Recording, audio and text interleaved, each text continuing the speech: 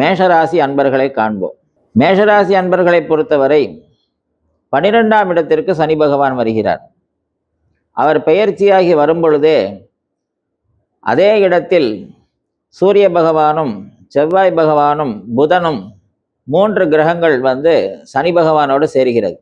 இதில் என்ன பலன், பெரிய அரிதான பலன் என்ன சொல்லிவிட போகிறோம் என்று யோசிக்கலாம். உண்மையிலேயே மேஷராசிக்கு அதீதமான நல்ல பயன்கள் ஏற்பட போகிறது.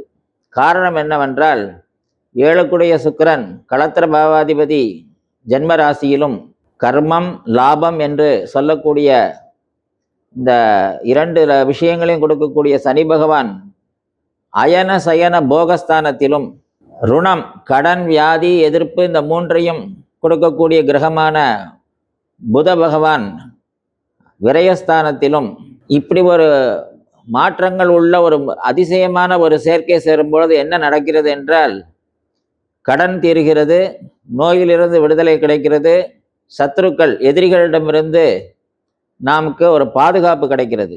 அதே மாதிரி கணவன் மனைவி இடையே அந்யோன்யம் ஏற்படுகிறது.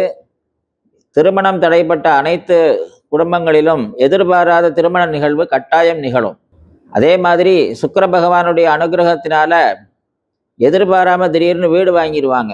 எதிர்பாராம முக்கியமாக சொல்லணும் அப்படின்னா, லண்டன், ஆஸ்திரேலியா, ஐரோப்பிய கண்டங்கள் நோக்கி பிரயாணம் பண்ணக்கூடிய வாய்ப்பு மேஷராசி அன்பர்களுக்கு இருக்கு.